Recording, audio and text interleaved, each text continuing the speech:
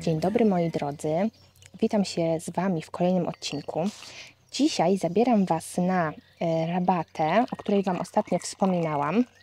Jest to taka moja, powiedzmy, nowa rabata, nowa stara, dlatego że w zeszłym roku została przeze mnie założona, natomiast chciałabym w tym roku wprowadzić tam parę zmian, dlatego że w zeszłym roku posadziłam tam sporo róż, no i niestety nie wszystkie sobie tam poradziły, dlatego że przyszedł najpierw jeden turkuć, potem drugi turkuć, no i postanowiłam dać szansę tym różom, wykopałam je i posadziłam je w tym roku do donic, natomiast na ich miejsce postanowiłam posadzić trochę traw ozdobnych, dlatego że rabata ta świeciła pustkami i to nie tylko w takim okresie wiosennym, ale również jesiennym.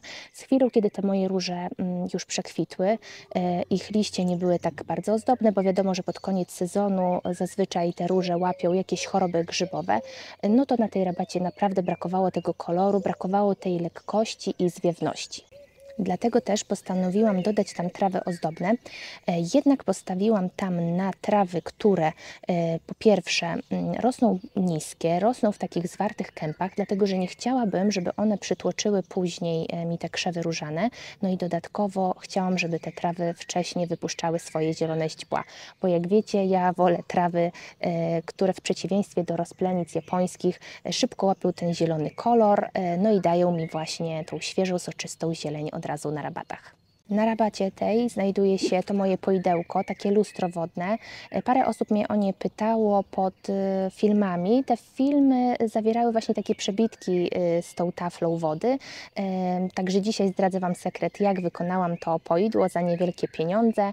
Oczywiście pamiętam, że prosiliście mnie również o to, jak wykonać takie moje to betonowe poidełko, także już niedługo zrobię o tym jakiś film. Natomiast teraz biorę się za picie herbaty, no i uciekam do pracy. Także ja może zacznę od tego, jak zrobiłam to poidło. Zacznę właśnie od tego lustra wodnego, a później przejdę do gatunków traw, jakie tutaj wprowadziłam na rabatę.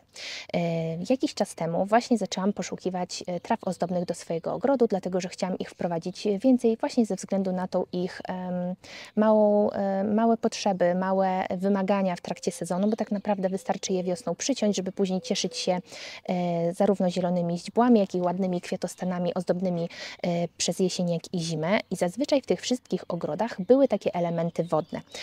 No i ja chciałam wprowadzić właśnie takie lustro wodne do swojego ogrodu, taką taflę wodną, natomiast wszystkie poidła, które były wtedy dostępne w internecie, przekraczały absolutnie mój budżet finansowy i zaczęłam kombinować, jak można wykonać troszeczkę to bardziej budżetową wersję. Natomiast zależało mi na tym, żeby to nie było nic plastikowego, żeby to nie były takie balie ocynkowane, bo już to w ogrodzie swoim mam i chciałam, żeby po prostu to lustro wodne jak najbardziej przypominało tamte nowoczesne, takie minimalistyczne.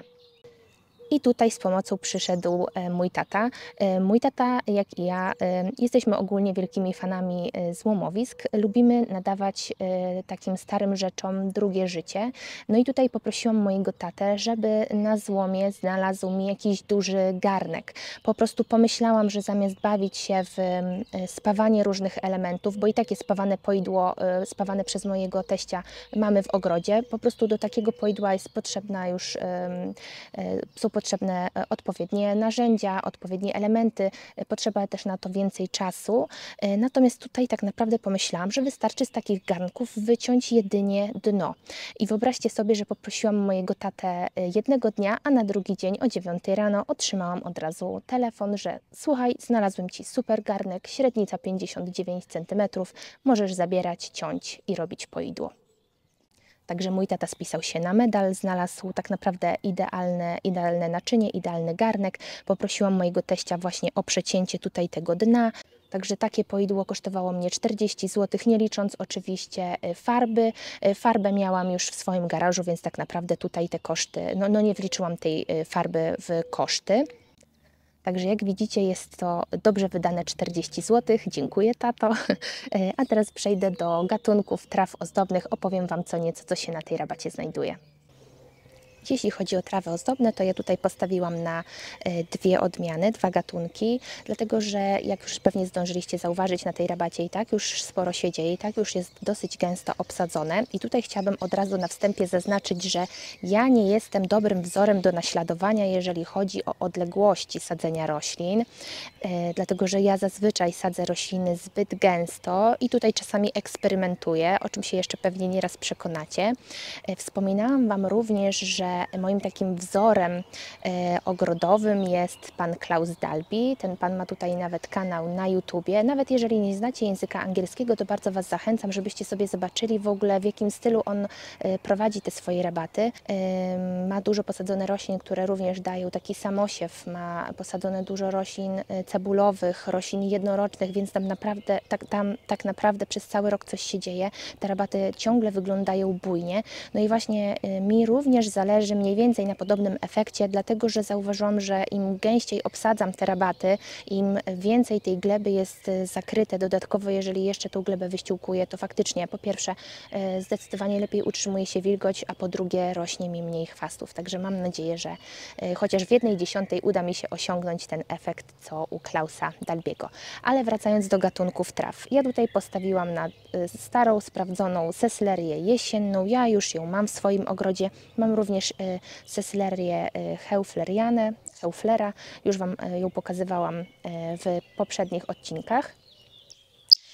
I ja seslerię lubię właśnie z tego powodu, że one po pierwsze bardzo szybko wypuszczają zielone źdźbła. My możemy je już przycinać tak naprawdę w lutym, więc tutaj nie musimy się przyglądać tak jak na rozplenice japońskie, na te łyse, słomkowe jeżyki, chociaż to też ma pewnie jakiś swój urok. Natomiast są to trawy niskie, kompaktowe, bardzo ładnie wyglądają właśnie z różami, nadają się na obwódki, nadają się na jakieś wypełnienia, nadają się również do donic, więc sesleria jesienna to był mój pierwszy wybór. Natomiast chciałam element nieco wyższy, chciałam w ogóle trawy, które wypuszczają ozdobne kłosy, ozdobne kwiatostany, dlatego że napatrzyłam się właśnie na takie ogrody trawiaste, trawiasto-bylinowe, gdzie ten pierwszy szron, te pierwsze mgły pięknie gdzieś wyglądały z tymi kołyszącymi się trawami i tymi kwiatostanami. Dodatkowo pierwszy szron osadzał się właśnie na tych kwiatostanach i wyglądało to bajecznie. Także tutaj do tej kompozycji dobrałam sobie trzcinniki krótkowłose. One rosną tak około na metr wysokości i ja je kupiłam sobie w ilości sztuk 3. Mam nadzieję, że mi się zmieszczą, bo ja naprawdę tutaj bardzo gęsto wszystko obsadziłam. Zresztą zaraz się o tym przekonacie.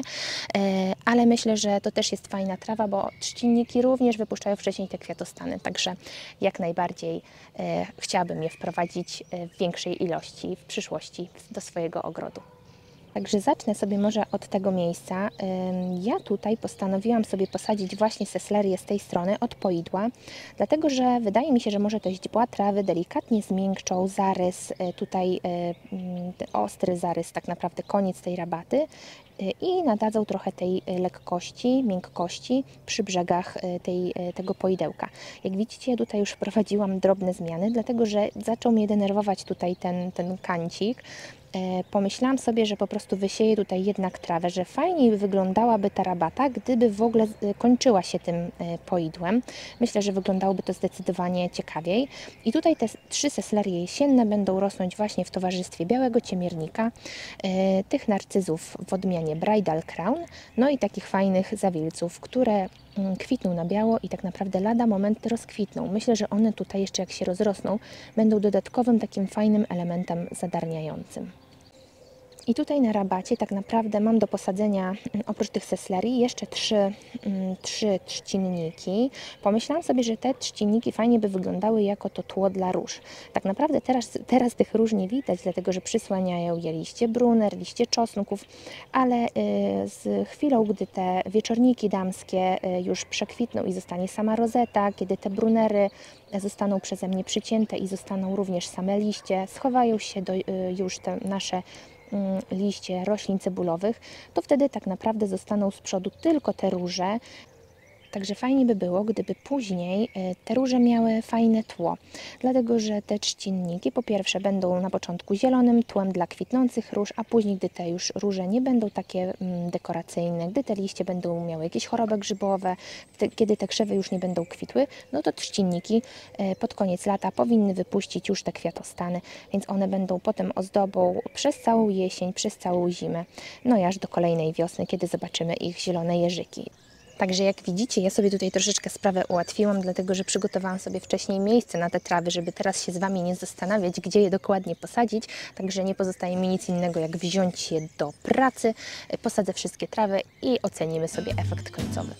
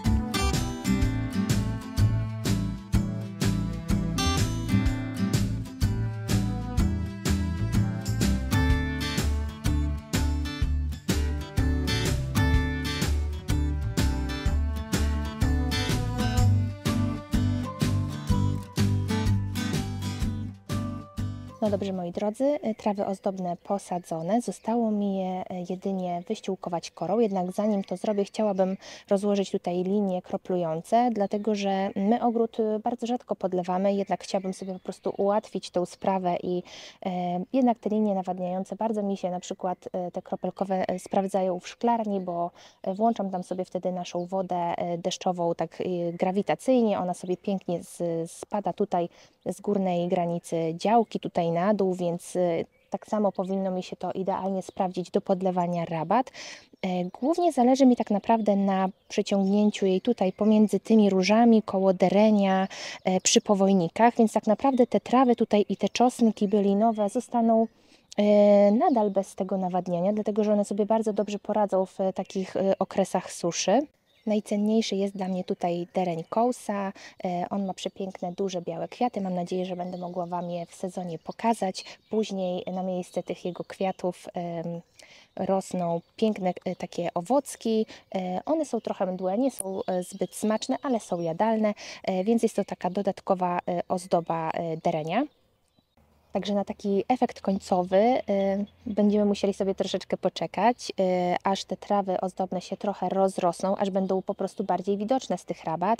Jednak teraz dosyć dużo się tutaj już dzieje, bo posadziłam tutaj 2 lata temu takie fajne, małe narcyski, no i już ładnie przyrastają tutaj róże, także latem mamy tutaj dużo kwiatów, bo są tutaj również ostróżki, są tutaj lilie, no a później w drugiej połowie lata będą te fajne sadźce, będą kwiatostany trzcinników. Dzięki temu, że sesleria i trzcinnik szybko wypuszczają te właśnie zielone źdźbła po zimie, będziemy mieć od razu ten efekt fajnej zieleni wiosną, na przedwiośniu. Myślę, że może zdecyduje się tutaj na dosadzenie trochę narcyzów jeszcze pomiędzy tymi trawami ozdobnymi, to już wtedy będzie tutaj tak naprawdę bardzo gęsto. Zobaczę, jak mi to wyjdzie. Jednak teraz cieszę się tym, co mam. Wydaje mi się, że rabata wygląda z roku na rok coraz lepiej. No i dodatkowo właśnie to lustro wodne, jak i nawet taki zwykły rdzawy obelisk dają dodatkową ozdobę, dają dodatkowy szkielet na tej rabacie. Dzięki nim również zimą coś się ciekawego dzieje, ale myślę, że te trawy ozdobne i te kwiatostany trzcinników będą naprawdę przepiękną ozdobą. Naprawdę nie mogę się doczekać, jak zobaczę je takie przyszronione. No dobrze, moi drodzy, wydaje mi się, że to już by było tyle na dzisiaj. Ja teraz pędzę szybko podlać moje świeżo posadzone trawy ozdobne. Dziękuję wszystkim, którzy wytrwali do końca, bo ja jak zawsze nie mogę się nagadać. I chciałabym Was od razu wszystkich zaprosić na mój nowy odcinek w niedzielę o godzinie 9. Jak już pewnie zauważyliście, staram się dodawać właśnie regularnie co tydzień o tej samej godzinie moje filmy, bo słyszałam, że większość z Was ogląda mnie po prostu przy niedzielnej kawie.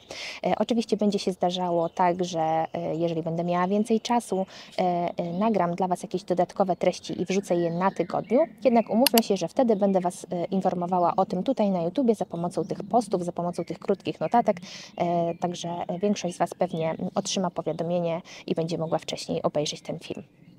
Zachęcam Was również do poszukania w Waszych piwnicach jakichś starych garnków. Może zamiast robić z nich kolejne donice, warto by było obciąć samo dno i zrobić z nich jakieś ciekawe poidła, czy ciekawe lustra wodne, ustawić je na rabacie, czy to z trawami ozdobnymi, czy gdzieś przy altanach, tak żeby z bliska móc podziwiać kąpiące się w nim ptaki lub korzystające z niego jeże. Także ja już się z Wami żegnam, moi drodzy. Niedługo będzie tutaj sporo fajnych treści, dlatego że dużo się dzieje, powstają nowe rabaty, zmieniają się stare rabaty, więc mam Wam do pokazania naprawdę masę ciekawych rzeczy. Żegnam się z Wami, do zobaczenia niedługo, pa pa!